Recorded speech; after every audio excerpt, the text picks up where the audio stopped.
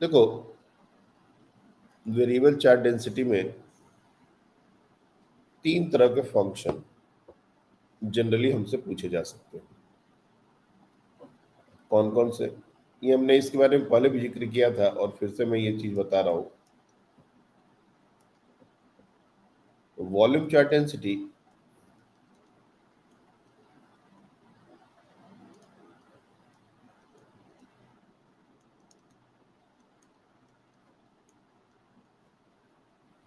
of a charge distribution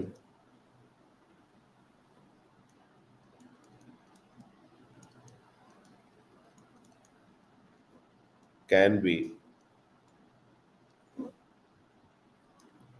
rho is equals to rho naught 1 minus r by r. एक ये हो सकता है।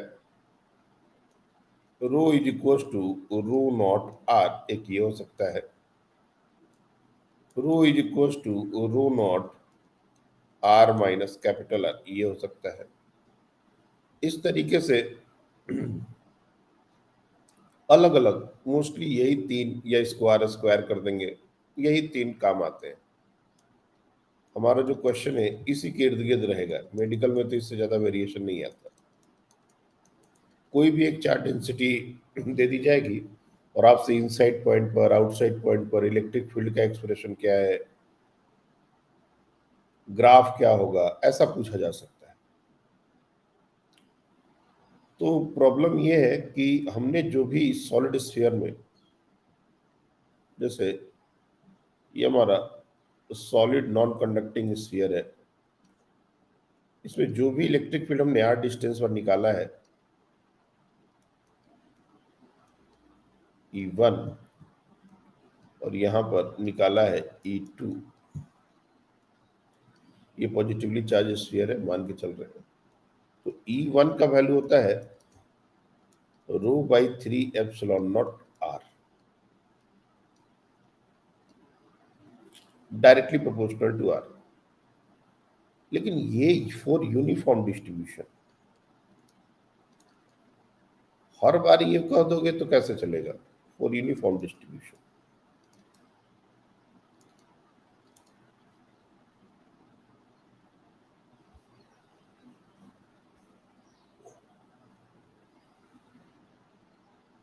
शुरू हो गया कहानी।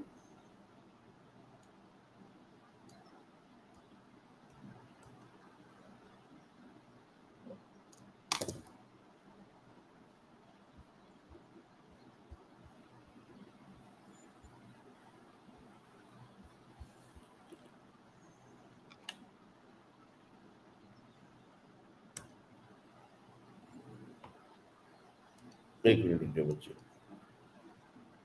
पता नहीं कभी कभी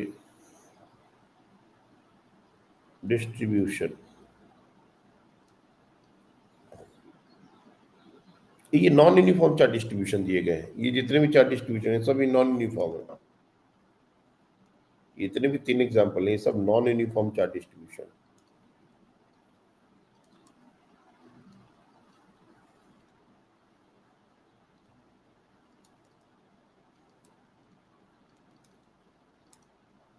और कायदे से देखा जाए कि अगर इसमें तुमसे पूछा जाए कि electric field at a distance R क्या होगा, इनसाइड पॉइंट आउटसाइड पॉइंट, तो ऐसा नहीं कि हमारा गॉसेस लॉ फेल कर जाए। गॉसेस लॉ वैलिड है, सब कुछ वही करना है। अगर मान लो तुमसे पूछा जाए कि यहाँ से आर डिस्टेंस पर, ये हमारा आर है, यहाँ पर फील्ड कितना होगा, तो यूनिफॉर्म चार्ज डिस्ट्रीब्यूशन है, बट सॉरी नॉन यूनिफॉर्म भी है, लेकिन अगर पॉजिटिव चार्ज है तो रेडियली आउटवर्ड ही फील्ड होगा। ऐसा नहीं है कि फिर रेडियली आउटवर्ड नहीं होगा। पॉजिटिव चार्ज है तो रेडियली आउटवर्ड, नेगेटिव चार्ज है तो रेडियली इनवर्ड, बस यही फर्क है। ई यही होगा। इसको मैं E1 से डिनोट करता हूँ और यहाँ पर E2 से डिनोट करता हूँ। तो E1 और E2 दोनों की डायरेक्शन सेम ही है अगर ये वॉल्यूम चार्ज डेंसिटी पॉजिटिव रही तो। लेकिन वैल्यूज अब चेंज होंगे।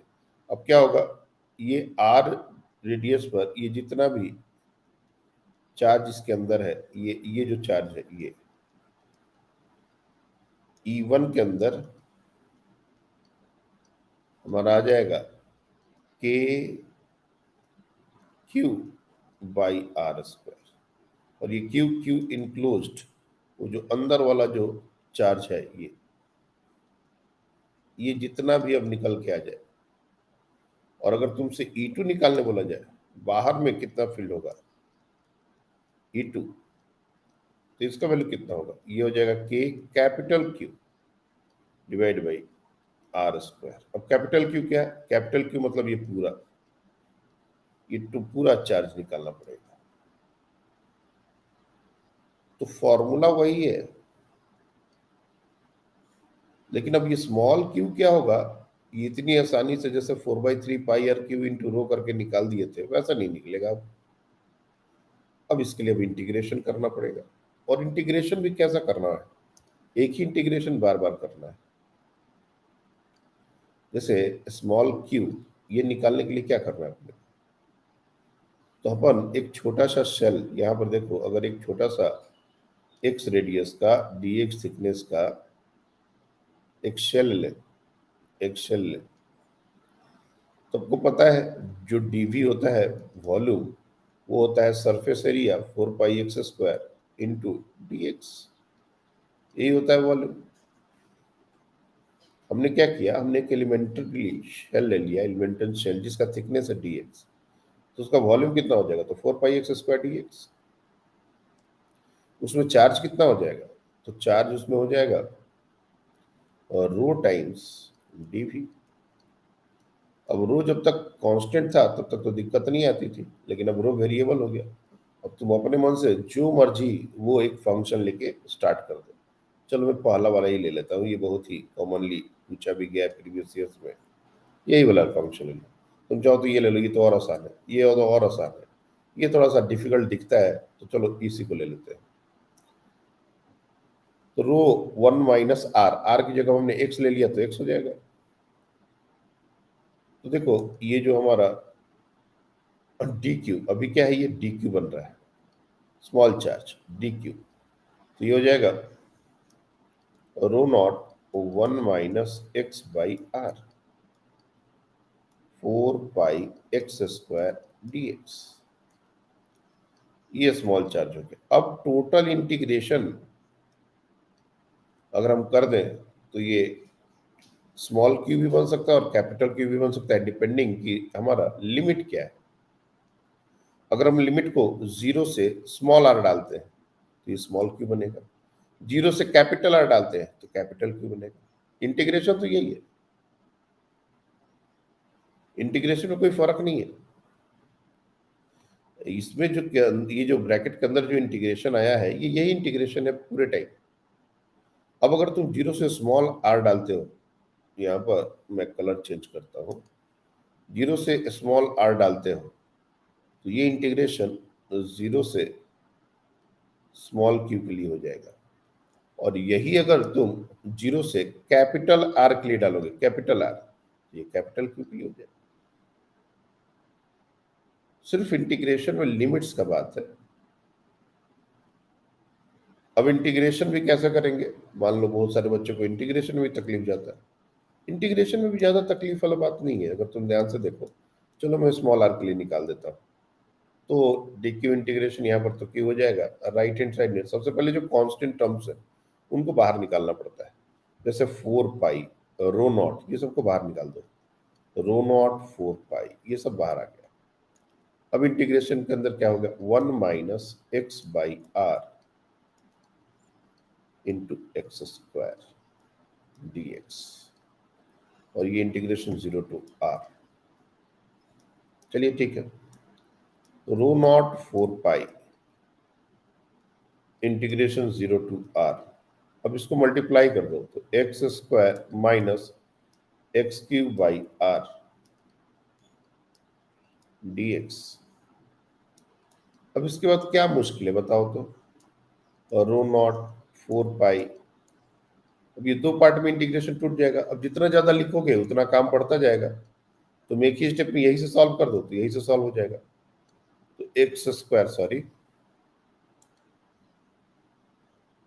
x² dx minus x³ by are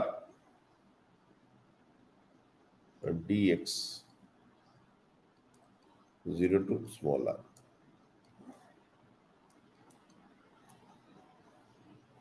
रो और ऐसा लिख लो 4 पाई ρ0 एक्स स्क्वायर डी एक्स का इंटीग्रेशन हो जाएगा x³/3, लिमिट पुट करोगे तो ये हो जाएगा r³/3 माइनस ये हमारा x³ r है, कैपिटल R तो कांस्टेंट है, बाहर आ जाएगा, x³ dx का इंटीग्रेशन x⁴/4 मतलब ये हो जाएगा r⁴/4r। कायदे से देखा जाए तो ये हमारा हो गया स्मॉल क्यूब।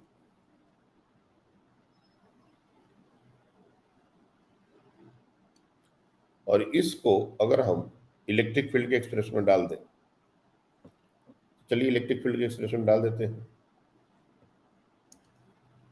तो E1 इसका जो मैग्नीट्यूड होगा वो देखो क्या हो जाएगा, k का वैल्यू 1/4πε0,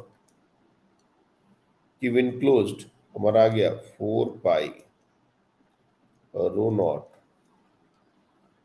r³ और r⁴। इसमें क्या करते हैं, r³ को बाहर निकाल लेते हैं, तो ये हो जाएगा 1/3 माइनस r/4r, और ये r³ को बाहर निकाल लो, whole divide by r², 4π cancel out, r² से r टाइम्स में कैंसिल आउट, और हमारा अब जो इलेक्ट्रिक फील्ड बनेगा वो क्या बनेगा, ρ/ε0 r/3 माइनस r²/4r।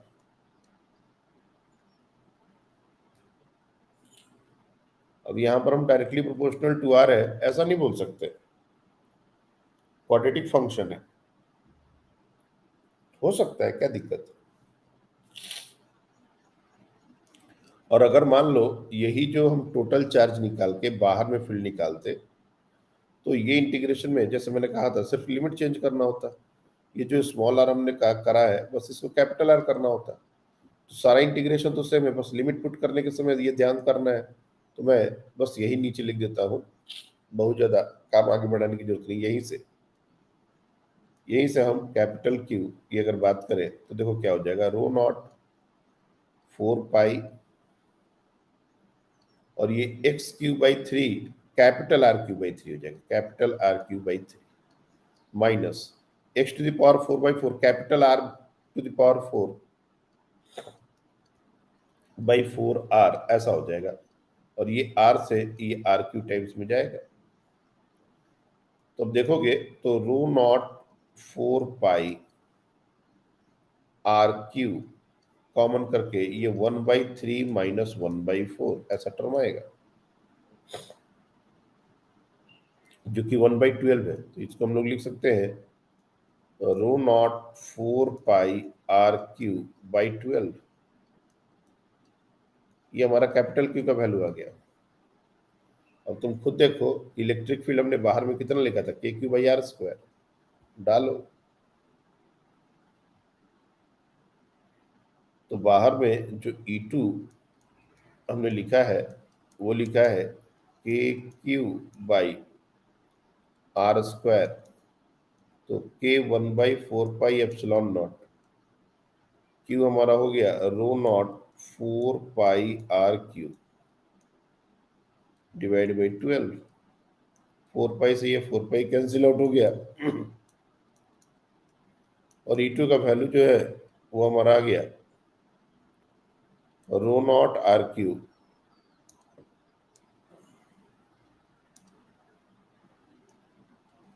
ρ0 r³, एक मिनट, r² का भी टर्म छूट गया ना, k³/r² भी तो होना चाहिए था, बाई r²।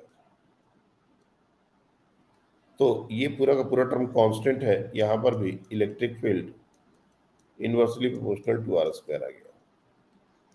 लेकिन हर बार ऐसा नहीं होगा, मैं बार बार ये बात कह रहा हूं, कैपिटल क्यू में आर का टर्म आएगा, कैपिटल आर पर अगर डिपेंडेंसी आए, मतलब इस स्मॉल आर को कैपिटल आर के बराबर कर जस्ट पास में, तो वहां पर कैपिटल आर का पावर कुछ और भी आ सकता है।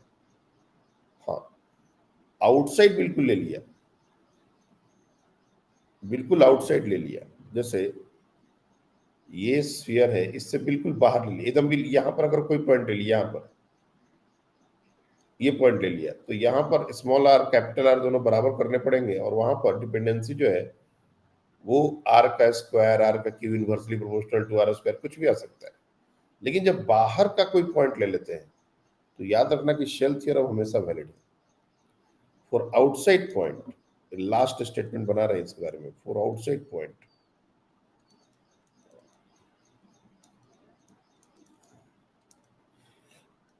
ये हमारा चार्ज डिस्ट्रीब्यूशन यूनिफॉर्म है नॉन यूनिफॉर्म है ये मैटर नहीं करता, ये यूनिफॉर्म हो या नॉन यूनिफॉर्म, यूनिफॉर्म और नॉन यूनिफॉर्म,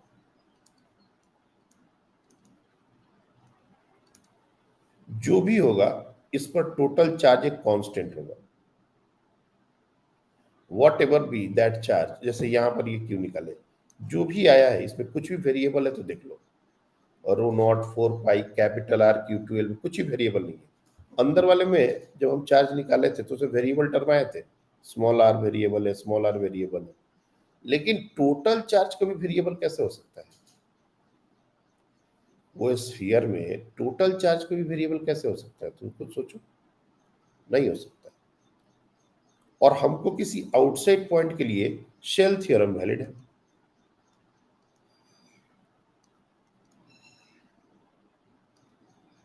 शेल थ्योरम मतलब आउटसाइड पॉइंट पर ये इंटायर चार्ज सेंटर पर कॉन्सेंट्रेटेड है, ऐसा बिहेव करेगा। तो सिंपली हमको के क्यू बाई आर स्क्वायर लिख देना है। बस ये क्यू आपको निकालना पड़ेगा भाया इंटीग्रेशन, अगर आपको वेरिएबल चार्ज डेंसिटी दी गई है तो। और अगर कांस्टेंट चार्ज डेंसिटी है तब तो सोच रहा ही नहीं, तब तो सारे रिजल्ट रट्टा मार याद करवाए गए। तो जब फंक्शन आता है तो उससे डरने की जरूरत नहीं।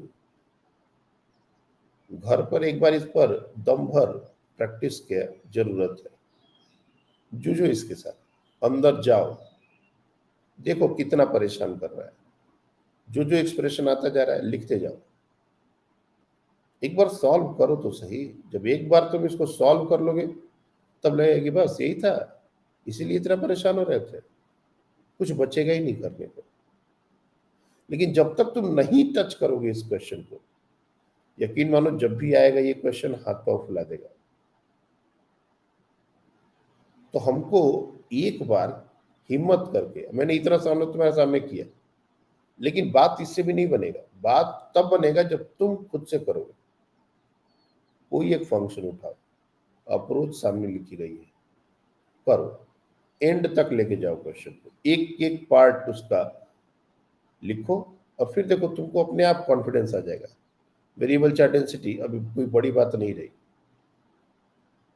और वो सिर्फ वॉल्यूम में है ऐसा नहीं है। लीनियर चार्ज डेंसिटी वेरिएबल हो सकता है, कहीं भी वेरिएबल डाला जा सकता है, उसमें कोई दिक्कत नहीं है। लेकिन मेडिकल में इतना ज्यादा वेरिएशन नहीं डालते, सिर्फ सॉलिड नॉन कंडक्टिव वाले में थोड़ा बहुत पॉसिबल है, वो भी लिमिटेड फंक्शन जो हमने 3 लिखे, इससे ज्यादा नहीं।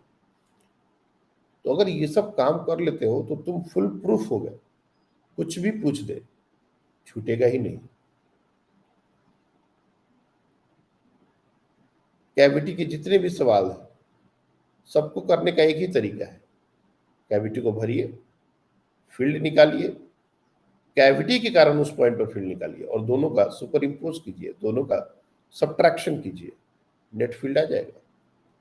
अब इस पे एक क्वेश्चन हमने ऑलरेडी डिस्कस किया था, एक और लास्ट क्वेश्चन डिस्कस कर देता हूं। जैसे एक वॉल्यूम चार्ज डेंसिटी है, ये वॉल्यूम चार्ज डेंसिटी है,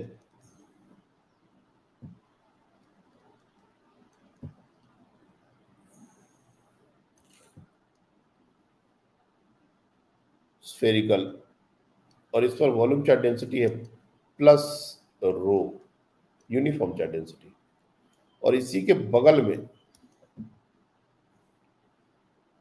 रेडियस सेम हो नहीं हो, उससे फर्क नहीं पड़ता। एक दूसरा वॉल्यूम चार्ज डेंसिटी है और इसमें डेंसिटी है माइनस रो,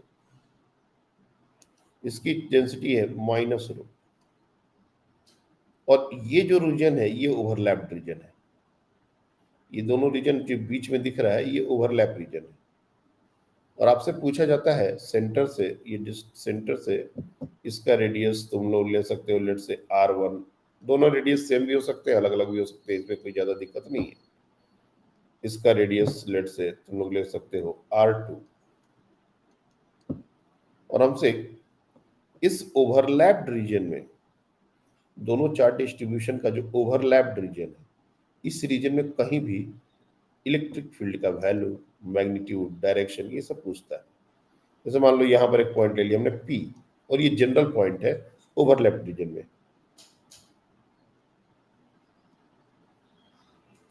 क्वेश्चन क्या है?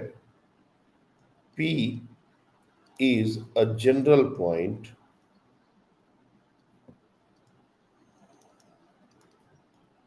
in overlapped region.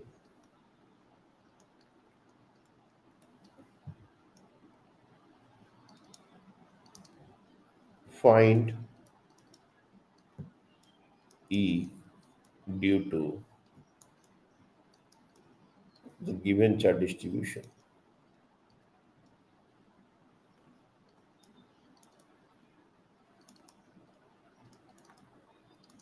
अब जो भी चार्ज डिस्ट्रीब्यूशन हमारा है, प्लस रो माइनस रो, इसके कारण इस P पॉइंट पर फील्ड क्या होगा?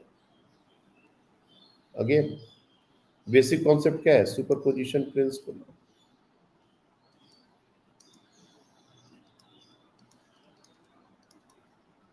ये इतना सिंपल और इतना इम्पोर्टेंट, ये जो सुपरपोजिशन प्रिंसिपल होता है, मैं क्या बताऊं।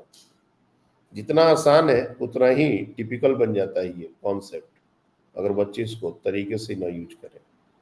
अब पी पॉइंट पर इलेक्ट्रिक फील्ड दो वजहों से हो सकती है, एक पॉजिटिव वाले चार्ज के कारण और एक दूसरा निगेटिव वाले चार्ज के कारण। दोनों का सुपरपोजिशन ले लेना है। यही तो होता है सुपरपोजिशन प्रिंसिपल में, दूसरा चार्ज के कारण जो फील्ड बनता है वो पहले चार्ज के कारण अफेक्टेड नहीं होता। तो हम क्या करेंगे, हम ये जो स्फीयर लेफ्ट में पड़ा हुआ है इसके कारण यहाँ पर फील्ड निकाल देंगे, दैट इज E1। इसके कारण फील्ड निकाल देंगे, दैट इज E2। और दोनों को सुपर इम्पोज कर देंगे, मतलब दोनों को वेक्टरली ऐड कर देंगे, नेट फील्ड बन जाएगा। तो बहुत पहले की कहानी है, लेकिन देखो यहाँ पर कितने शानदार तरीके से इसको यूज करना है ना। अब यहाँ पर जो इलेक्ट्रिक फील्ड वन वाले के कारण बनेगा, ध्यान से देखना, यहाँ पर सारा वेक्टर का खेल है। तो वन वाले के कारण जो बनेगा वो हमने कहा था रेडियली आउटवर्ड बनता है, यूनिफॉर्म चार्ज डेंसिटी है। तो इस पॉइंट पर अगर मैं इस वेक्टर को R1 वेक्टर से डिनोट करूं तो इलेक्ट्रिक फील्ड ऐसा बनेगा E1, और E1 को वेक्टोरियल अगर लिखना हो तो ρ/3 ε0 R1 वेक्टर लिखने में किसी को कोई तकलीफ नहीं होनी चाहिए।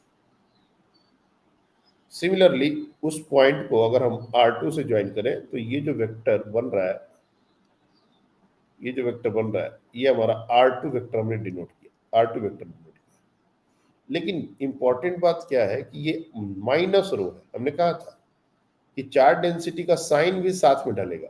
उस दिन एक बच्चे ने क्रॉस क्वेश्चन किया था, सर साइन का क्या मतलब है? अब इस P पॉइंट पर हम रेडियली आउटवर्ड नहीं दिखा सकते। एक्चुअली इलेक्ट्रिक फील्ड क्या है? इनवर्ड होगा। नेगेटिव चार्ज है तो उसके कारण भी, या माइनस का मतलब यही होता है। तो हम लोग अगर E2 लिखना चाहें, व्हाट इज E2, तो अगर तुम माइनस रो लिख दे रहे हो तब तो कोई दिक्कत ही नहीं है, तब तो सिंपली R2 लिख दो। और नहीं तो ρ/3 ε0 -R2 लिखना पड़ेगा। तो मैंने यही बताया था कि रो को ही विथ साइन डाल दो, काम हो जाएगा। अब देखा जाए तो वहां पर दो फील्ड है, एक फील्ड है E1 और दूसरा है E2, और दोनों को वेक्टरली ऐड करना है। दोनों को वेक्टरली ऐड करो, तो वेक्टरली जब ऐड करोगे, नेट फील्ड जब निकालोगे एट पॉइंट पी, तो रो बाई थ्री एप्सिलॉन नॉट दोनों में कॉमन दिखेगा, रो बाई थ्री एप्सिलॉन नॉट को बाहर निकाल दोगे और ऐड ही करोगे ना यार, तो सब्ट्रैक्ट तो करोगे नहीं, नेट निकालने के लिए सबको ऐड करना होता है विद साइन। तो वो को मिल क्या रहा है, R1 माइनस R2 वेक्टर। अब R1 वेक्टर है क्या और R2 वेक्टर है क्या, ये ध्यान से देखने की जरूरत है। ये सबसे इंपॉर्टेंट पार्ट होता है डिस्कशन का। R1 वेक्टर हमारा है ये वेक्टर, ये हमारा R1 वेक्टर है। R2 वेक्टर कौन है, ये है हमारा R2 वेक्टर, R2। लेकिन हमको R2 माइनस करना है, ये देखो माइनस R2 करना है। यानी कि इसका अपोजिट वेक्टर, ये हमारा R2 वेक्टर, इसका अपोजिट वेक्टर बनाना पड़ेगा। बनाओ, इसका opposite vector minus R2 vector कुछ ऐसा दिखेगा, ये माइनस R2। अब R1 और प्लस माइनस R2, इसको क्या लिख सकते हैं, R1 प्लस माइनस R2 लिख सकते हैं। इन दोनों को ऐड करो, तो R1 एक्चुअली होगा क्या, देखो R1 माइनस R2 ट्रायंगल से, ये हमारा फाइनली इन दोनों का रिजल्टेंट होगा। लेकिन ये वेक्टर है क्या, ये वेक्टर है दोनों को सेंटर को ज्वाइन करने वाला वेक्टर। और एक गिवन चार्ज डिस्ट्रीब्यूशन के लिए ये जो होता है ये कांस्टेंट होता है।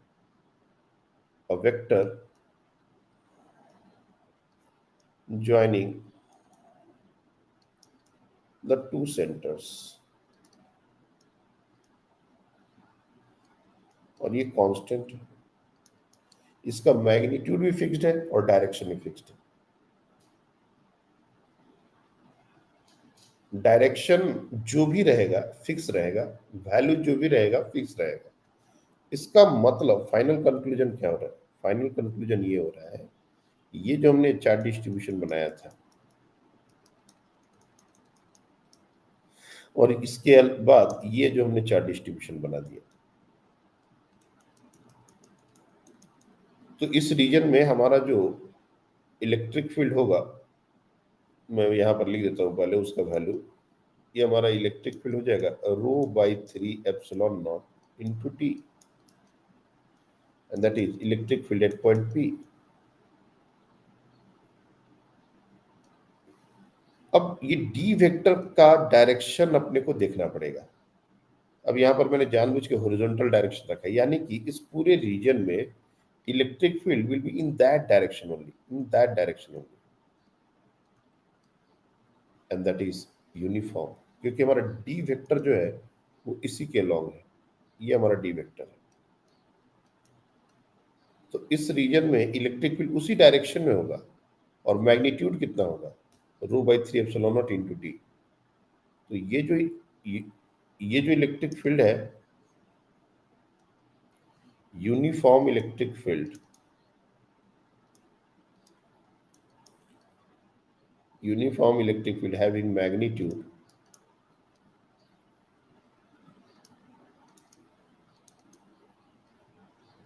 Rho by three epsilon naught into d. अब ये डी जो है वो सेपरेशन है, अब इसमें कोई साइन का जरूरत नहीं है, इन दोनों के बीच का सेंटर टू सेंटर जो सेपरेशन है उसको हमने डी डाल दिया, तो एक कांस्टेंट वैल्यू है और direction in the direction of D vector हो गया। तो चाहे हमारा ओरिएंटेशन कैसा भी हो, हम इलेक्ट्रिक फील्ड उसमें रियलाइज कर सकते हैं, उसका वैल्यू बता सकते हैं। एक सिंगल स्फीयर के अंदर कैविटी वाला क्वेश्चन बता ही दिया था, दो कैविटी डीपीपी में था, वो भी तुम लोग को डाउट सेशन में बता दिया था। तो तुम लोग को बताया तो हमने बहुत कुछ है, बट ये बात है कि सारी चीजें उसी समय से अगर कैरी फॉरवर्ड हो जाती तो फिर तो तुम लोग मेंस का एडवांस का पेपर लिख देते आज के दिन। लेकिन समय के साथ वो चीजें कैरी हुई हैं, कुछ बच्चों को हुई हैं, कुछ बच्चों को हुई ही नहीं, यही जाके तकलीफ पैदा होती है। जिस चीज को जिस दिन कंप्लीट किया जाए उसी दिन अगर उसमें मैक्सिमम काम उस पर कर लो तो सबको पता है कि कहानी बहुत सिंपल होती है, लेकिन हम उतना up to the mark on toes अगर होते तो फिर हमारा बुरा हाल क्यों होता है? सिर्फ 3 4 10 बच्चे 5 बच्चे ऑन टोज होके सारे काम टाइम से करते हैं, बाकी बच्चे आज का काम कल और कल का काम परसों पर टालते रहते हैं। अब बात ये चैप्टर खत्म होने की हो गई, अब देखो ये चैप्टर आज खत्म हो रहा है, लेकिन बहुत सारे बच्चों को अब ये चैप्टर पढ़ना है। खत्म हो गया ये चैप्टर, लेकिन अब इनको पढ़ना है एग्जाम के बहाने, किसी और चीज के बहाने। और अब जो नेक्स्ट चैप्टर पोटेंशियल शुरू हो रहा है, अब पोटेंशियल सुनेंगे नहीं, उनको अब नहीं पढ़ना हो पोटेंशियल। पोटेंशियल ही पढ़ना रहेगा, लेकिन आज नहीं। आज तो पढ़ाई हो रहा है। अब उसका जब टेस्ट आने का जब बात होएगा, तब तुम पोटेंशियल पढ़ना शुरू करोगे। ये जो 10 15 दिन का जो गैप आता है ना पढ़ाई में, यही सबसे जानलेवा चीज है। मैं बार बार इस पर फोकस करता हूँ, लेकिन सारे बच्चे इस बात को, अरे किसकी मजबूरी हो सकती है, लेकिन सारे बच्चे मजबूर नहीं होते।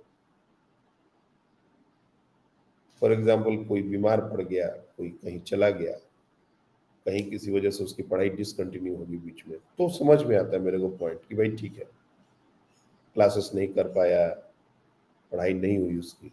एक दो बच्चों के साथ ये इशू हो सकता है, लेकिन मैक्सिमम बच्चे जो लैग करते हैं वो इसी वजह से करते हैं क्योंकि वो क्लास के साथ नहीं चल रहे, कामों को टाले जा रहे हैं।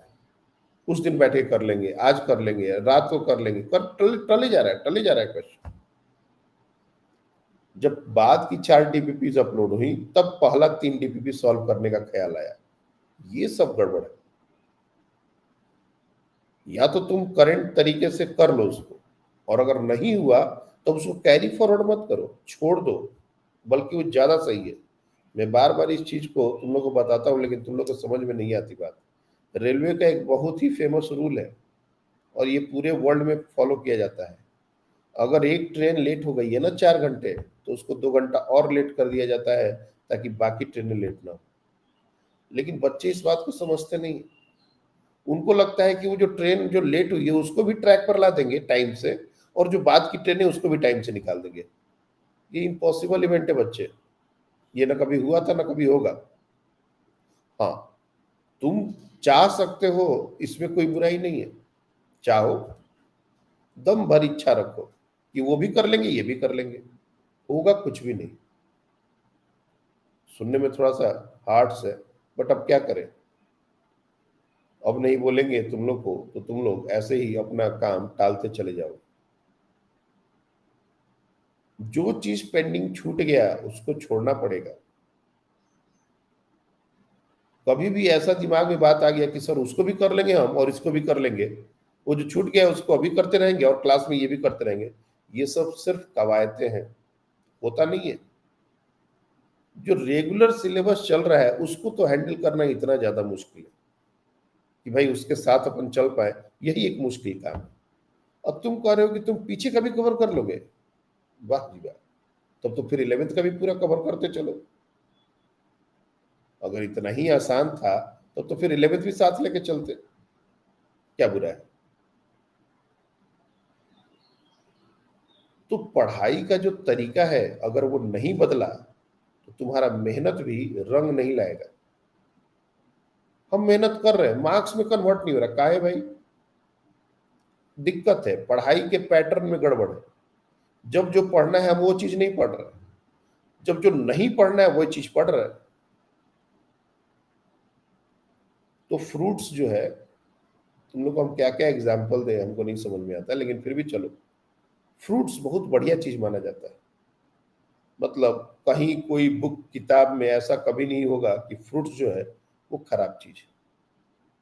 सब लोग रिकमेंड करते हैं फ्रूट्स खाइए एंड ऑल, लेकिन वही फल को पेट भरा हुआ दोपहर का खाना खा के और तुम खा लो, एसिडिटी हो जाएगी तुमको। सेम फ्रूट, टाइमिंग खराब हो, रात को खा लो, गला फंस जाएगा तुम्हारा। प्रॉब्लम फल का नहीं है, प्रॉब्लम टाइमिंग का है। तुमने टाइमिंग सही मेंटेन नहीं की उसको खाने के लिए। जनरली फ्रूट को खाली पेट खाना होता है, तुमने पूरा खाना खाने के बाद उसको खा लिया। रात में जनरली जो फल होते हैं वो ठंडी चीजें होती हैं, वो रात को नहीं खानी चाहिए। तुमने रात को ही खा लिया, तुम्हारा तो तर्क ये है, खाएंगे तो पेट में लगेगा ही, शरीर में तो लगेगा ही, कभी भी खा लो। ऐसा नहीं होता। हमारा जो हिंदू माइथोलॉजी है इसको सपोर्ट नहीं करता कि अगर खाना है तो कभी खा लो। कभी खाने से वो चीज नहीं निकल के आएगी। जैसे स्प्राउट के बारे में बात, तुम लोग को हम अपने डेली लाइफ से ही 4 एग्जाम्पल ऐसे दे सकते हैं जिससे तुमको समझ में आ जाए कि हम कहना क्या चाहते हैं। स्प्राउट, स्प्राउट को जब तक हम पानी में रात भर गलाते नहीं है उसको तो खा ही नहीं सकते। सबसे पहले जैसे चना हुआ, मोट हुआ, मूंग हुआ, जो भी, पहले 8 घंटे भिगोना होता है। लेकिन साइंस का होता है कि उसको भिगो के जब हम पानी हटाते हैं तो खैर वो पानी भी अच्छा होता है, फायदेमंद होता है, लेकिन जनरली उसको फेंक देते हैं सब लोग, कोई बात नहीं। उस स्प्राउट को अगर उस समय खा लो तो नो डाउट थोड़ा तो फायदा है ही, लेकिन उसको अगर एक दिन छोड़ के खाओ, एक दिन उसको स्प्राउट होने दो, तो उसमें जो प्रोटीन की जो वैल्यू है वो और ज्यादा बढ़ जाती है। अब सुनते रहना, एक दिन छोड़ने का बात कहा। अब बच्चे को लगा एक दिन छोड़ने से तो बढ़ रहा है थोड़ा सा, 4 दिन छोड़ते हैं इसको और एकदम मैक्सिमम प्रोटीन लेवल चला जाएगा, तब खाएंगे। सड़ जाएगा वो जितना फायदा नहीं करेगा उतना नुकसान कर देगा। एक दिन मतलब 1 से 1.5 दिन, ये टाइमिंग है। टाइमिंग बहुत जरूरी है। हम सब कुछ कर रहे हैं सर, लेकिन समय से नहीं कर रहे हैं। हमको जगना है सुबह 6 बजे, हम जग नहीं पा रहे। हमको रात को जल्दी सोना है, नहीं, हम रात को 3 बजे तक पढ़ेंगे और सुबह हम देर से जगेंगे। हम तो सर रात भर पढ़ाई कर रहे हैं। टाइमिंग खराब हो रही है सबकी। और इसको तुम जितना लाइटली लेते हो, अगर उतना लाइट होता तो मैं इतना देर बकबक ही नहीं करता। पढ़ाई की टाइमिंग बहुत जरूरी है। हर चीज की टाइमिंग जरूरी है। हम यही कर रहे हैं, हम वही कर रहे हैं, हम मेहनत ही कर रहे हैं, ऐसे नहीं होता। आपको टॉपिक को साथ में रन करना पड़ेगा। आज का काम कल पर नहीं टालना होगा। और बहुत स्ट्रिक्ट इंस्ट्रक्शन है। और मैं देख रहा हूँ धीरे धीरे हमारा चैप्टर अब सिलेबस फुल फ्लो में पहुंच चुका है, लेकिन अभी भी बहुत सारे बच्चों के जो पढ़ाई का जो तरीका है, पैटर्न है, वो न चेंज हो रहा है और वही रफ्तार भी कम है। और लैगिंग लैगिंग अभी से लैगिंग शुरू। तुमको आइडिया भी नहीं है कि आज के बाद 4 दिन के 5 दिन के बाद जो चीज डिस्कस होने वाला है, अगर तुम प्रिपेयर नहीं रहोगे इस पूरे इंफॉर्मेशन को लेके, हवा नहीं लगेगा बच्चे।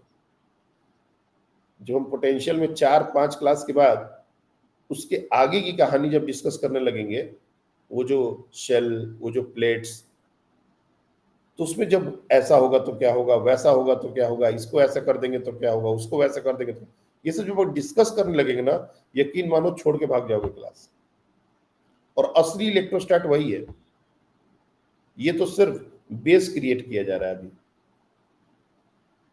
सोचने का तरीका डेवलप किया जा रहा है। ऐसा नहीं है कि इलेक्ट्रिक चार्ज एंड फील्ड वाला को चैप्टर खत्म हुआ तो उसका कोई कॉन्सेप्ट काम नहीं आएगा। सब कुछ कैरी फॉरवर्ड होगा अगले चैप्टर में, और ज्यादा एडवांस लेवल तरीके से वो कैरी फॉरवर्ड होगा। और अगर हमने चीजों को कंप्लीट नहीं किया तो हम लैग करने के अलावा कोई और उपाय हमारे पास नहीं है। और धीरे धीरे एक चैप्टर, फिर पूरा इलेक्ट्रोडायनेमिक्स, ये पूरा 8 चैप्टर का जो चंक है ये गोल हो जाएगा। ऐसे ही कैसे कैसे नहीं मार्क्स आता होगा फिजिक्स में, किसी कोई सोचो। टीचर तो सब पढ़ा ही रहा है, करवा ही रहा है, लिखवा ही रहा है, मार्क्स नहीं बन रहे, एग्जाम में स्कोर नहीं हो रहा। कैसे नहीं हो रहा है? ये दिक्कत है। इंटरेस्ट मरेगा, इंटरेस्ट मर गया तो चैप्टर समझ नहीं आएगा। एक चैप्टर छोड़ने की कोशिश करोगे, अगले में उसका कुछ कैरी फॉरवर्ड आएगा, वो भी छोड़ना पड़ जाएगा। धीरे धीरे करते करते करते करते 2-3 चैप्टर छोड़ दिए। फिर आ गया मैग्नेटिज्म। फिर बच्चा सोचता है चलो इसमें कुछ करेंगे। फिर मैग्नेटिज्म में आ जाती है डायरेक्शन की बात, वेक्टर की बात, उसमें भी बहुत सारे बच्चे लैग होने लगते हैं। फिर से वो चैप्टर गोल। और ऐसे करके ये 8 चैप्टर में आठों के आठों संभव कोई ना कोई वजह से बच्चा छोड़ देता है।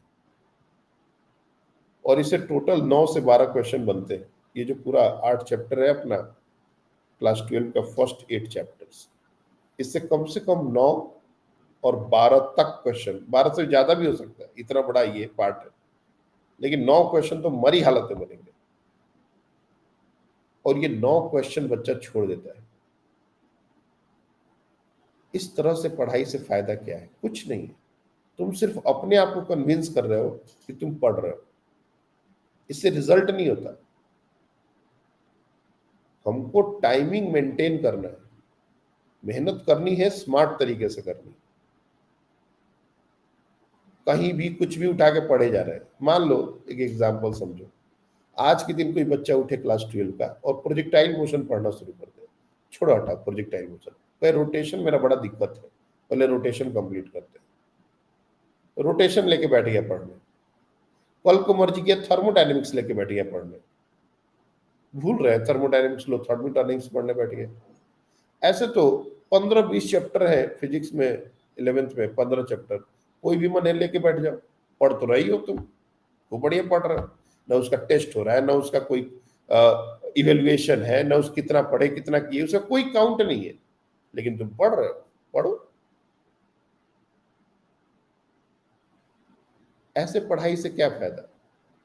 ये टर्म टेस्ट है। टर्म टेस्ट तक अगर मान लो तुमने चीजों को तरीके से कंप्लीट कर लिया तो कर लिया। अब टर्म टेस्ट के बाद नेक्स्ट चैप्टर हम यहां भी स्टार्ट करने वाले हैं, आज ही लगभग तुम्हारे आकाश में भी हो ही चुका होगा, बिना हुए तो टेस्ट देंगे नहीं, तो जैसे भी कंप्लीट करेंगे बट कर ही देंगे। लेकिन जब टेस्ट तुम्हारा खत्म हो जाएगा ना, तब तुमको अचानक से वो सेल्फ रियलाइजेशन होता है, अरे यार ये चैप्टर तो बहुत छूट गया, अब पढ़ना चाहिए इस चैप्टर को। देखो अब तुम्हारा नाटक, अब हमको सेकंड चैप्टर पढ़ना है, लेकिन अब तुमको सेल्फ रियलाइजेशन होने लगा कि अब तुमको पहला चैप्टर कंप्लीट करना है। और यही सारा कुछ पैटर्न बार बार बार बार रिपीट होता चलता है। मैक्सिमम बच्चे इसी उधेड़ बुन में, इसी लूप में फंस के रह जाते हैं। तुमको हर बार एक चीज बताई जा रही है, ये मेहनत का काम है। इतना आसान नहीं है कि हम जो आज बक बक किए तुम आज के आज ही इसको कंप्लीट कर लो, कैसे होगा? बहुत मेहनत है। जितना आसानी से हम बोल रहे हैं उतना आसानी से होता तो सारे बच्चे डॉक्टर नहीं बन गए होते। ये मुश्किल काम है, लेकिन यही तो मुश्किल है जिसके लिए हम कहते हैं कि नीट का एग्जाम मुश्किल है। और कौन सा एग्जाम के दिन जाके मुश्किल है? वो क्यों मुश्किल होगा? हमारा आज मुश्किल है, हमारा कल मुश्किल है। अगर हमारा आज हम इसको, इस मुश्किल को झेल जाए, कल वाली मुश्किल को झेल जाए, एग्जाम कैसे मुश्किल हो सकता है? हो ही नहीं सकता एग्जाम मुश्किल। एग्जाम तो तुम्हारा एकदम मजेदार होगा, केक वॉक होगा, लेकिन तुम आज कल का मुश्किल नहीं झेलना चाहते, तुम उसको लेके एंड तक लेके जाना चाहते हो, वहां पर झेलना चाहते हो। झेल नहीं पाओगे वहां, आज ही कल झेलना पड़ेगा। अगर वहां झेलना है तो आज ही कल उसको झेलना पड़ेगा। तो ये सारी चीजें मैं बार बार नहीं बताना चाहता बच्चे, अपनी पढ़ाई की टाइमिंग को दुरुस्त कीजिए। और ये सिर्फ फिजिक्स की बात नहीं है, ये हर सब्जेक्ट की बात है। बहुत कुछ बच्चे ऐसा भी करते हैं कभी कभी कि आगे आगे पढ़ने शुरू कर देते हैं, ये भी गलत है।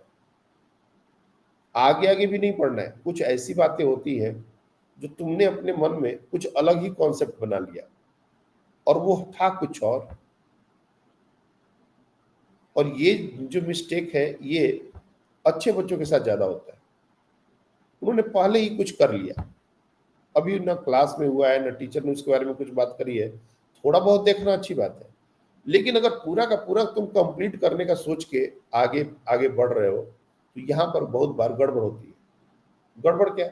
हमने किसी चीज को किसी तरीके से देखा, लाइक पोटेंशियल। पोटेंशियल जब तुम पढ़ोगे तो तुम्हारे दिमाग में एक पिक्चर बनेगा, जो भी रियलाइजेशन होगा कि अच्छा कुछ ऐसा चीज है, और मान लो वो पिक्चर उस तरीके से नहीं बना जिस तरीके से एक्चुअली बनना चाहिए था। फ्लक्स को जैसे हमने पढ़ा के तुम्हारे दिमाग में एक इमेज क्रिएट करी, तुम खुद से पढ़ते तो वो इमेज अलग तरीके से क्रिएट होती। तो प्रॉब्लम सॉल्विंग के लिए या सोचने के लिए या क्वेश्चन अटेम्प्ट करने के लिए कौन सा तरीका बेहतर है? ऑब्वियस सी बात है, जब टीचर पढ़ाता है उसके पास एक्सपीरियंस है तो वो तरीका जो होगा वो ज़्यादा इफेक्टिव होगा। तुमने जो सीखा उसमें हो सकता है कि अच्छा सीखा हो, इसमें गलत नहीं बोल रहे हो, लेकिन बहुत कुछ ऐसी बातें हैं जो तुमने स्किप कर दी या फिर तुमको उस तरीके से नहीं समझ आई। इसलिए बहुत ज्यादा आगे आगे भी चलना गड़बड़ होता है। हमारे दिमाग में एक इमेज क्रिएट हो गया और जब टीचर बता भी रहा है तब भी हमारा इमेज वो चेंज नहीं हो रहा, हम वैसे ही चीजों को देख रहे हैं। ये भी गड़बड़ है। तो बहुत ज्यादा आगे भी नहीं जाना और बहुत ज्यादा पीछे रहने का तो गुंजाइश नहीं है। हम दो तीन क्लास इधर उधर में घूमते रहे, खेलते रहे, तभी जाके हमारे गुजारा है। डीपीपी को हमने शेयर किया था 1 तारीख को, हाँ 1 तारीख को ही शेयर किया था और आज है 6 तारीख। तो कम से कम 5-6 दिन हुए। और भी आई मीन अभी मैं ये नहीं कर रहा कि आज के दिन तुम एकदम ये क्यों नहीं खत्म हुआ। अभी टर्म टेस्ट का एग्जाम 10 तारीख को है, जो भी और 2-3 दिन है।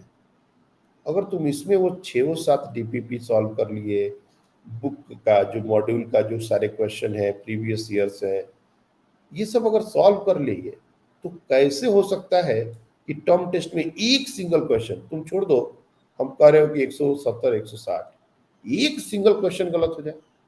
इम्पॉसिबल है, मेडिकल में नहीं होता ऐसा। अगर ये सारे बच्चों ने ये सारे क्वेश्चन कर लिए हैं ना खुद से, कोई टर्म टेस्ट में एक सिंगल क्वेश्चन ऐसा आ जाए जो तुम नहीं कर पाओ, इम्पॉसिबल इवेंट है, ये हो ही नहीं सकता।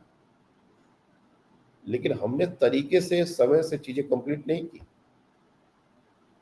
तब जाके हमारा एग्जाम प्रॉब्लम आता है। सिली मिस्टेक्स हो जाएंगे, कैलकुलेशन एरर होने लगेगा, नए नए क्वेश्चन दिखने लगेंगे एग्जाम में। ये सब इसी का बाई प्रोडक्ट।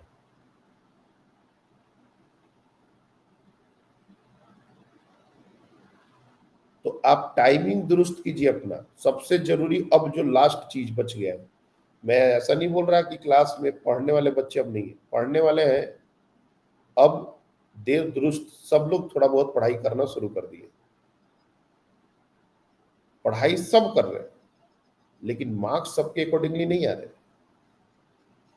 पेरेंट्स परेशान, सर बच्चा पढ़ रहा है मार्क्स नहीं आ रहा है उसका। उनको भी समझ नहीं आता, ये सिर्फ टीचर समझ सकता है कि बच्चा अगर सच में पढ़ रहा है तो फिर भी मार्क्स नहीं आ रहा है, इसका पीछे वजह क्या है। और इसको मैं अगर तुमको बता रहा हूं तो सिर्फ तुम ही समझ सकते हो कि हम क्या कहना चाहते हैं, बाकी और किसी को नहीं समझ आएगी। इसलिए टाइमिंग दुरुस्त करो, समय से चीजों को कंप्लीट करो जितना बन सकता है। फॉर एग्जाम्पल हमने लीप शेयर करी थी, कोई बच्चा लीप नहीं कर पा रहा है, कोई जरूरी नहीं है कि हर बच्चा 180 के लिए प्रिपेयर करे। मैंने तो पहले ही बताया, जिनका फिजिक्स स्ट्रांग होल्ड है, जो फिजिक्स को बहुत अच्छे से समझते हैं, करते हैं, उनके लिए ये सारा जरूरी है। जो बच्चे 180 सोच के नहीं कर रहे, 170 सोच के नहीं कर रहे, जिनको सिर्फ एक पासिंग मार्क्स चाहिए 120 140, बायो से वो मैक्सिमम अपना काम कर लेंगे, उनके लिए क्यों जरूरत है एक्स्ट्रा क्वेश्चन सॉल्व करने का बर्डन। आप लिमिटेड क्वेश्चन ही करिए, आप सिर्फ मॉड्यूल कंप्लीट करिए, आप क्वेश्चन बैंक कंप्लीट कीजिए जो दिया है, इतना ही करिए। डीपीपी नहीं करना छोड़ दो, लीप नहीं सॉल्व करना छोड़ दो। ये तो एक्स्ट्रा एक्स्ट्रा इसलिए दिया जा रहा है कि हमारे पास कुछ 180 वाले भी बच्चे हैं, 170 वाले भी हैं, 160 वाले भी हैं, 110 वाले भी हैं, 90 वाले भी हैं, 80 वाले भी हैं, सारे बच्चे क्लास में बैठे हैं। तो 80 वाले को 120 तक लेके आना है, ये 170 160 सोच रहा है उसको 180 तक लेके जाना है। हमको तो सारे सब बच्चों के लिए अलग अलग काम करने हैं, उसके अकॉर्डिंग काम हमारा चल रहा है। हमने लीप शेयर करी है, हमने एलएन की मॉड्यूल शेयर करी है, सब में भर भर के क्वेश्चन है। अब कितना तुम सॉल्व कर पाते हो ये तो तुम्हारी कैपेसिटी है, लेकिन अब तुम्हारा मान लो 10 तारीख तक सॉल्व नहीं हो पाया पूरा, और तुम अब 11 के बाद तुम उसमें अब अभी भी लगे हुए हो, करना है करना है। क्यों करना है भाई? करने का एक समय था, निकल चुका वो, अब नहीं करना है उसको, अब दूसरा चैप्टर करना है। वो जिस दिन कंप्लीट हो जाएगा, एक दो दिन का थोड़ा इधर उधर, उसके बाद फिर उसको भी बंद करना पड़ेगा और फिर तीसरा करना पड़ेगा। यही तरीका है। अपने आप को जबरदस्ती उलझाओ मत, बिल्कुल क्लीन रहो। ये चैप्टर खत्म हो रहा है, मेरे को एक दो दिन का समय है, जितना आपको और बचा कुचा कर सकते हैं तो कर सकते हैं, लेकिन अब उसके बाद नहीं कर पाएंगे। Accept it.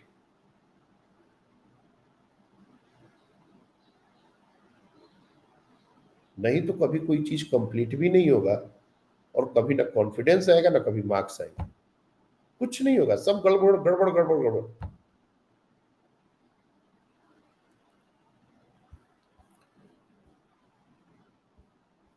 इलेक्ट्रिक पोटेंशियल, देखो, ये जो चैप्टर का जो सेकेंड पार्ट है, बहुत बार लोग इसको साथ में ही पढ़ाते हैं। Electric potential is not different part actually, लेकिन एनसीईआरटी में अलग चैप्टर बोल के दिया गया है, इसलिए उसको एक अलग चैप्टर की तरह बच्चे देख सकते हैं, बट है नहीं, ये भी चार्ज के बारे में ही है। एक अलग तरीका है देखने का। जैसे कोई भी चार्ज को, मैं जस्ट कुछ ओवरव्यू देता हूं, आज ज्यादा बात नहीं करेंगे इस पर।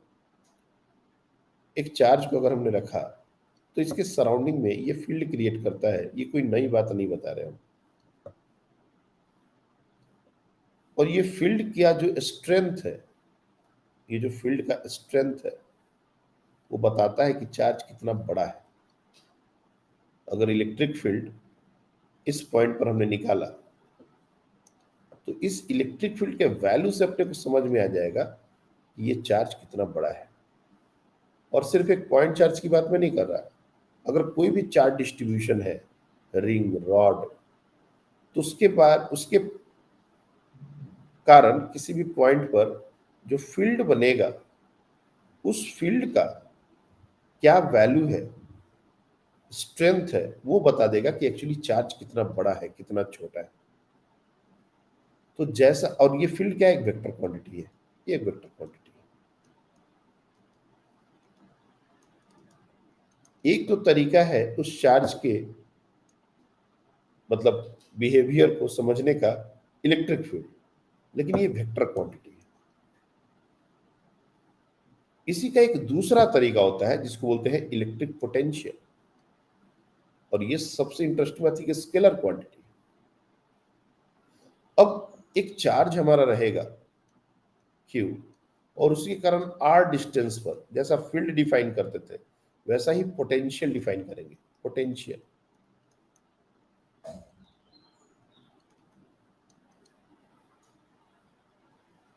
और ये चूंकि स्केलर क्वांटिटी है, इसलिए इसके साथ डील करना काफी आसान रहता है। ऐसी बहुत सारी चीजें हम कर सकते हैं इस कॉन्सेप्ट से, जो कि इलेक्ट्रिक फील्ड कॉन्सेप्ट में करना काफी टीडियस होगा। इसमें उस अप्रोच से काम करने पर हमारा जो कैलकुलेशंस है वो बहुत ज्यादा डिफिकल्ट दिखेगा। जैसे एक एग्जांपल के लिए समझो, मान लो यहां पर तुमने एक चार्ज को फिक्स कर दिया, ये एक फिक्स्ड चार्ज है, फिक्स्ड चार्ज।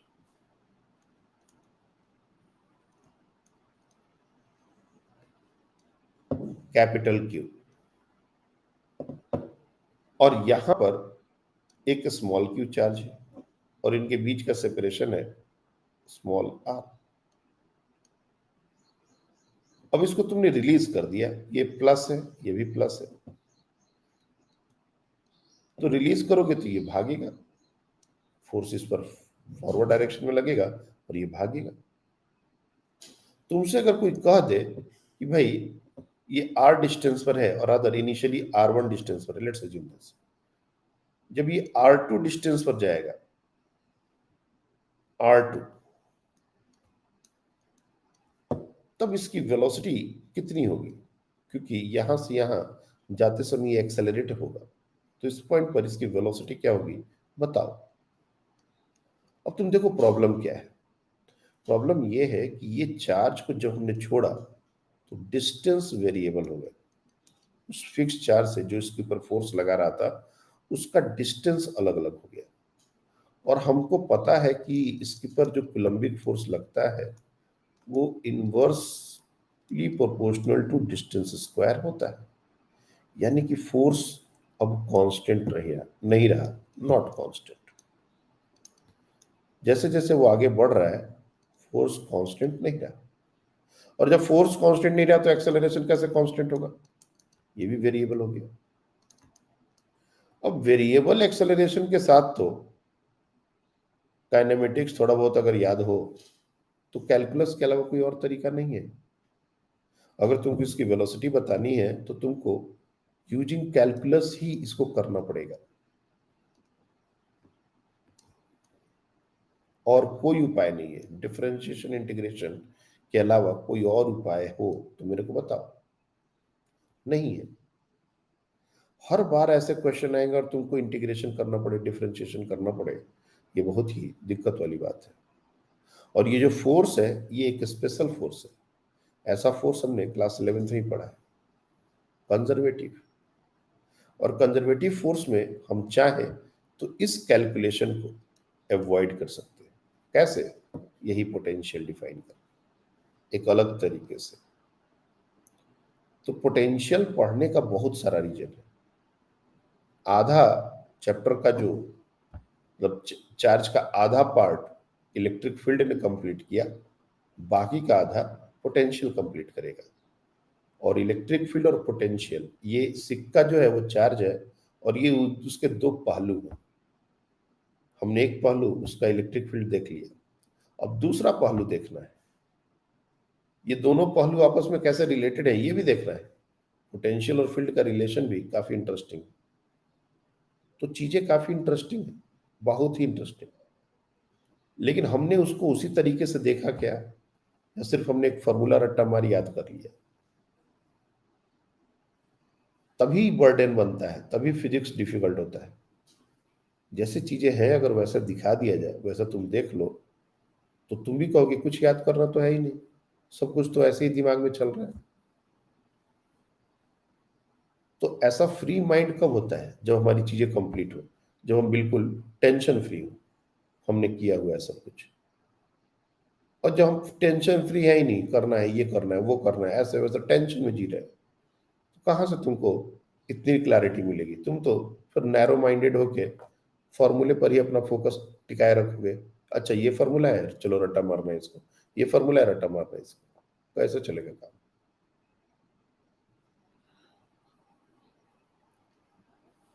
तो हमारा जो electric potential and potential energy, देखो यहाँ पर छूट गया है, इसको मैं लिख दूंगा पोटेंशियल एनर्जी। सबसे पहले तो जब भी पोटेंशियल एंड पोटेंशियल एनर्जी की बात आएगी तो एक जो बोल्ड स्टेटमेंट क्लास 11th में भी बताया था, वो चीज अपने को एकदम से दिमाग में होनी चाहिए। पोटेंशियल एंड पोटेंशियल एनर्जी ये सिर्फ कंजर्वेटिव फोर्स के लिए डिफाइन किया जाता है। ये जो तरीका है, ये जो हम पढ़ रहे हैं, ये फ्रिक्शन के लिए नहीं कर पाएंगे। जैसे मान लो एक सरफेस है, चूंकि तुम लोग को 11th में हमने सिखाया है इसलिए हम ये सारी चीजें बोल पा रहे हैं, नहीं तो हम ये सब एग्जाम्पल ही नहीं देते। और म्यू को हमने वेरिएबल डाल दिया 0.4 एक्स ऐसा, और एक्स क्या है? यहां से डिस्टेंस, ये हमारा ओरिजिन है। म्यू जो है वो वेरिएबल हो गया, तो कायदे से फ्रिक्शन जो लगेगा इस पर वो वेरिएबल हो जाएगा। अगर इसको फॉरवर्ड भेज रहे हैं तो this friction is not conservative. तो इसके लिए हम बहुत ज्यादा काम और बहुत ज्यादा रिजल्ट नहीं बात कर सकते, हमको इसको इंटीग्रेशन के थ्रू ही जाना होगा, ये यूजिंग कैलकुलस ओनली। लेकिन कुछ ऐसी चीजें हैं, कुछ ऐसे फोर्स हैं जिनके लिए एक ऑल्टरनेट तरीका निकाला जा सकता है, और वैसे फोर्सेस को कंजर्वेटिव फोर्स कहा जाता है। तो सबसे पहले तो कुछ भी याद हो या ना हो, पोटेंशियल और पोटेंशियल एनर्जी के लिए एक स्टेटमेंट जो तुमको कभी नहीं बोलना है वो ये कि potential and potential energy,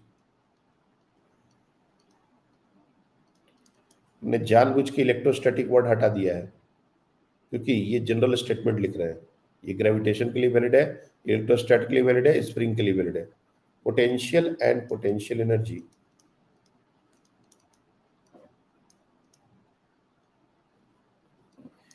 is defined for conservative forces.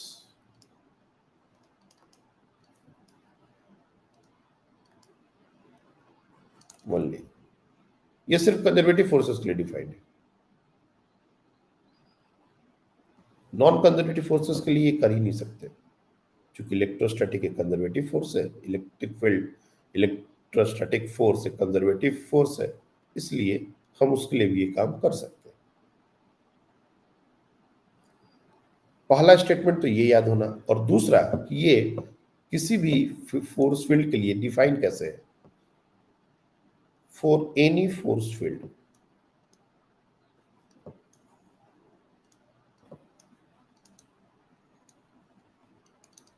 हम कभी भी एब्सोल्यूट पोटेंशियल डिफाइन नहीं करते, हम change in potential energy define करते हैं, delta U, and that is equal to negative of work done by conservative force या फिर वर्क डन बाय एक्सटर्नल। ये दूसरा स्टेटमेंट है जो हमको याद होना चाहिए। पोटेंशियल रिलेटेड जो मैं बातें कर रहा हूँ, ये पता नहीं मैंने कितनी बार करी है। पहली बार वर्क एनर्जी में किया, दूसरी बार ग्रेविटेशन में किया, और तीसरी बार इलेक्ट्रोस्टैट में हो रहा है। और मतलब अफसोस का बात यह है कि 3-4 बार डिस्कस होने के बाद बच्चों के पल्ले नहीं पड़ता, ये दूसरी जिंदगी दुनिया में रहते हैं। तो पोटेंशियल और पोटेंशियल के बारे में पहला स्टेटमेंट ये, और दूसरा स्टेटमेंट ये अपने को याद होना, negative of work done by conservative force या फिर work done by external agent, ये मतलब एक्सटर्नल एजेंट। और डेल्टा यू हर बार याद रखना, delta U is always you final minus you initial, final potential energy minus initial potential energy.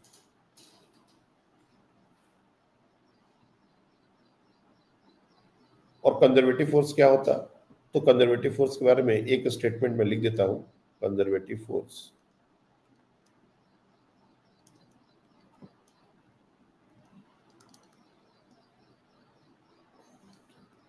work done is independent of path.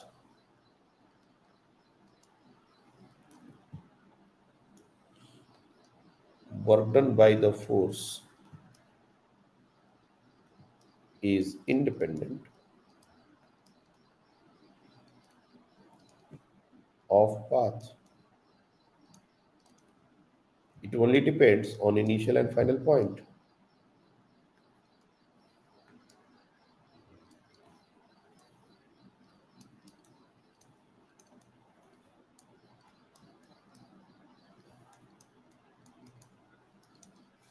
अब यहीं पर एक statement कोई ऐसा बोलता है कि अगर हमने कोई क्लोज लूप बना दिया, एक बॉडी को जहां से उठाया फिर घुमा के यहीं पर ला दिया, क्लोज लूप बना दिया, क्योंकि स्टार्टिंग पॉइंट और एंड पॉइंट एक ही पॉइंट हो गए, तो इसलिए work done 0।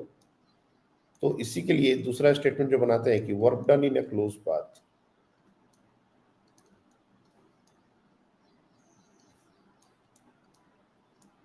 will be 0।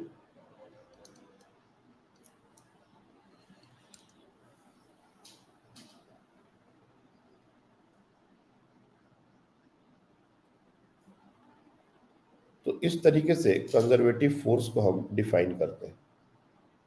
Electrostatic force एक कंजर्वेटिव फोर्स है, ग्रेविटेशनल फोर्स एक कंजर्वेटिव फोर्स है। अब हम लोग पोटेंशियल एनर्जी को डिफाइन करते हैं इस डेफिनेशन से, डेल्टा यू। तो जैसे मैंने बताया था कि मान लो एक चार्ज, ये चार्ज फिक्स्ड वाला, और यहां से एक दूसरे चार्ज को हमने रिलीज किया, जैसे ही छोड़ेंगे तो यहां से मूव करना शुरू करेगा और यहां आ जाएगा। अब इसको कैसे मूव कराया गया है एक्सटर्नल एजेंट से, क्योंकि एक्सटर्नल एजेंट रहेगा, एक्सटर्नल एजेंट अगर नहीं रहेगा तो इस चार्ज में यहाँ पर आते आते एक वेलोसिटी क्रिएट हो जाएगी। हमको इसको इक्विलिब्रियम में रखते हुए यहाँ से यहाँ तक मूव करना है। ये हमारा फर्स्ट पोजीशन है, ये हमारा सेकंड पोजीशन है। हमको 1 से 2 पर लाना है, keeping the charge in equilibrium all the time, छोड़ के नहीं लाना। इसको स्लोली मूव करना है, धीरे धीरे। और पाथ हम कोई भी ले सकते हैं। हमारे यहाँ पर 3 पाथ बन रहे हैं, 1 2 3। तो वर्क डन तीनों के लिए सेम है, मतलब W1 is equal to W2 is equal to W3। यही तो बात है, यही तो लिखा है हमने, इंडिपेंडेंट ऑफ पाथ का मतलब यही है।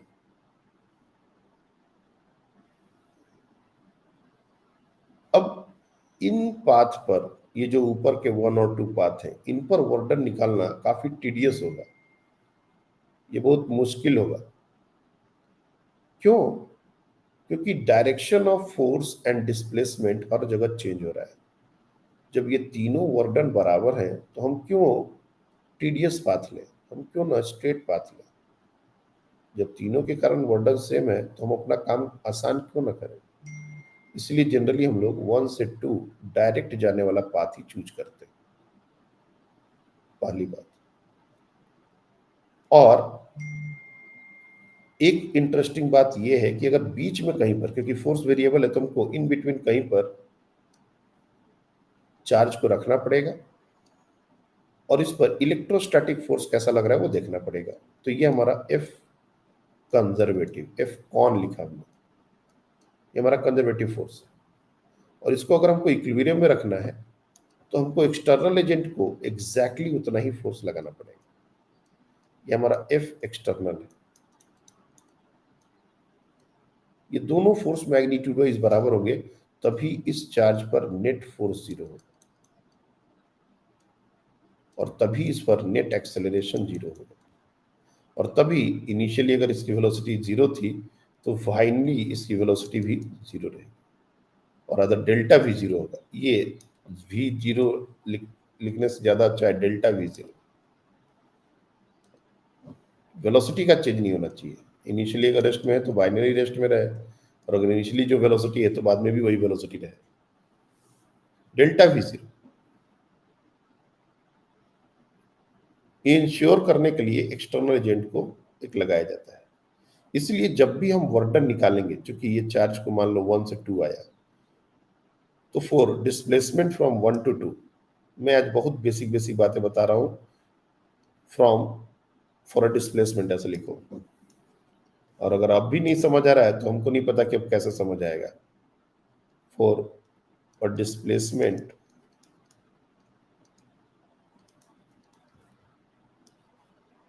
फ्रॉम 1 to 2, 1 से 2 डिस्प्लेसमेंट के लिए तुम देखोगे एफ कॉन और डिस्प्लेसमेंट दोनों सेम डायरेक्शन में हो गए। तो क्या होगा वैल्यू ये तो अलग बात है, लेकिन वर्क डन पॉजिटिव होएगा कि निगेटिव होएगा ये हम समझ सकते हैं। तो वर्क डन W कॉन ये हमारा पॉजिटिव होएगा, और WEXT क्या होगा, ये निगेटिव होएगा। तो दोनों साइन वाइज फर्क क्यों आते हैं, और ये डेफिनेशन में यहाँ पर प्लस माइनस का फर्क क्यों आता है, ये बात अब हमको समझ में आनी चाहिए। यहाँ पर कुछ नहीं, मतलब ये प्लस है क्योंकि सेम पाथ पर बॉडी अगर डिस्प्लेस हो रही है तो दोनों के कारण जो वर्क डन होगा वो अपोजिट होगा। और नेट वर्क डन कितना होगा, नेट वर्क डन 0 होगा, क्योंकि नेट वर्क डन 0 नहीं होगा तो चेंज इन काइनेटिक एनर्जी 0 नहीं होगी, और चेंज इन काइनेटिक एनर्जी में बॉडी वेलोसिटी आ जाएगा, जो कि गलत बात है। यहाँ से हम देख रहे हैं कि एक्सेलरेशन 0 है, इसी तरह से डिफाइंड है पोटेंशियल। बॉडी को इक्विलिब्रियम में रखते हुए एक पॉइंट से दूसरे पॉइंट लेके जाना है, ऐसा नहीं कि छोड़ दिए, वैसा नहीं। तो ये इतनी सारी बातें हैं। इसके बाद हमारा आता है कि भाई अब कैलकुलेट भी कर लो, चाहे तुम W कॉन कैलकुलेट कर लो या WXT कैलकुलेट कर लो, क्योंकि दोनों में से कोई एक करने से दूसरा साइन चेंज करने से बात बन जाएगा। तो मैं W कॉन ही निकाल देता हूँ, क्योंकि मेरे को इसी फोर्स के बारे में ज्यादा आइडिया है, हमने अभी तक पढ़ाई करी है। तो जैसे मैंने बताया कि ये चार्ज फिक्स्ड है,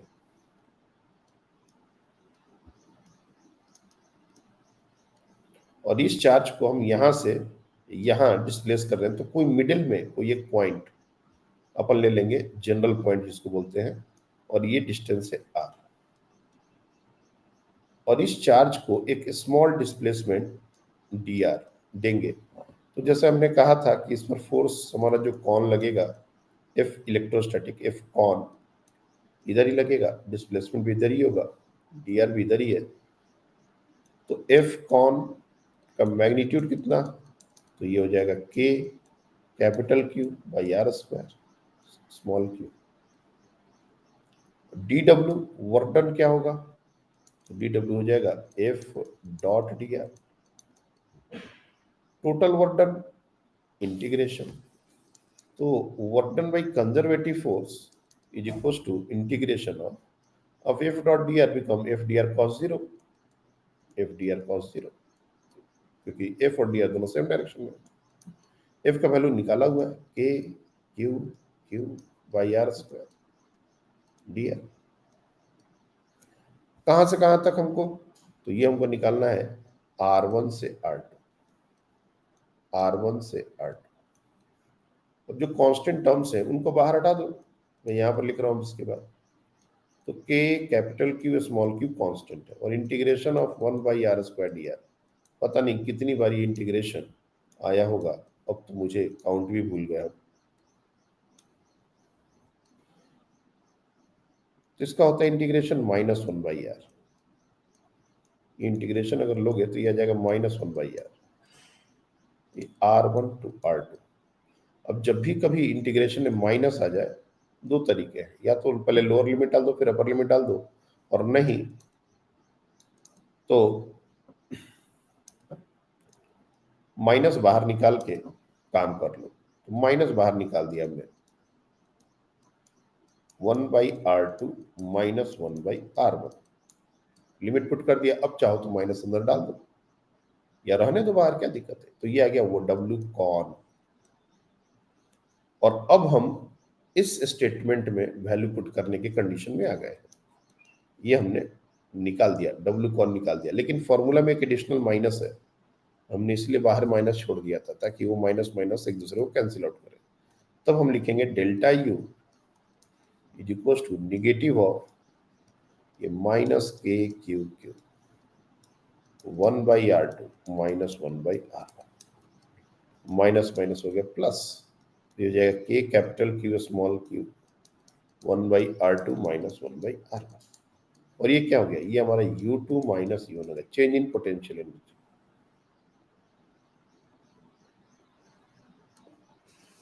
अब अगर हम चाहें तो वेलोसिटी निकाल सकते हैं। कैसे, जैसे यहां पर ये फिक्स चार्ज है, मेरे पास ये फॉर्मूला आ गया ना, तो हमारा काम आसान होगा। इंटीग्रेशन करने की क्या जरूरत है, यहां से चार्ज को छोड़ा तो यहां पर एनर्जी कंजर्वेशन यूज करेंगे। तो काइनेटिक एनर्जी यहां पर जीरो है क्योंकि रिलीज किया गया, तो वेलोसिटी जीरो। और पोटेंशियल एनर्जी U1 जब यहां गया तो यहां पर पोटेंशियल एनर्जी हो गई U2 और काइनेटिक एनर्जी हो गई हाफ mv²। तो using energy conservation K1 plus U1 is equal to K2 plus U2। K1 तो जीरो है, तो K2 is equal to U1 minus U2, और other minus U2 minus U1, जो भी।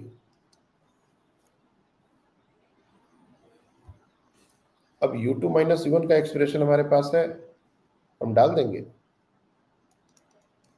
तो K2 that is half mv² is equal to minus of KQQ 1/R1 minus 1/R2 minus 1/R1। तो इसको further simplify कर लेंगे, R1 R2 का value डाल के हमारा वेलोसिटी आ जाएगा। तो हम इंटीग्रेशन से बच गए। वो इंटीग्रेशन हमने तो डेराइव करने के लिए, रिजल्ट डेराइव करने के लिए किया था। अब ये क्वेश्चन में हमने इंटीग्रेशन नहीं करना पड़ा, क्वेश्चन सिंपल हो गया। और ऐसे न जाने कितने क्वेश्चन बनेंगे। तो ये जो रिजल्ट है हमने डिराइव किया है U2 minus U1 change in potential energy, ये हमारा ऑलवेज वैलिड रिलेशन है, ऑलवेज वैलिड। लेकिन absolute potential energy and all उसके बारे में जब बात करेंगे तो रेफरेंस लेके हम लोग काम करेंगे। तो मैं अब इससे आगे नहीं बता रहा, इसके आगे अपन कल क्लास में करेंगे। हमने एक ओवरव्यू देख के छोड़ा है ताकि तुम ग्रेविटेशन थोड़ा बहुत देखो, जो काम पेंडिंग है उसको कंप्लीट करो और टाइमिंग दुरुस्त करो बच्चे, ये बहुत जरूरी है। हमारे सोचने से कि सारे बच्चे आए मेडिकल में चले जाएंगे इस बार, ऐसा होगा नहीं। उसके लिए कोई हार्ड स्टेप लेना पड़ेगा, और सिर्फ हार्ड स्टेप बोलने से नहीं होता, करने से होता है। और मेरे को इस बार सारे बच्चों को मेडिकल में भेजना ही भेजना है, इसलिए अब तो सख्ती बरतनी ही पड़ेगी और तुम लोग उसके लिए मेंटली रेडी हो जाओ। That's all for today. हम लोग क्लास यहीं तक रखते हैं।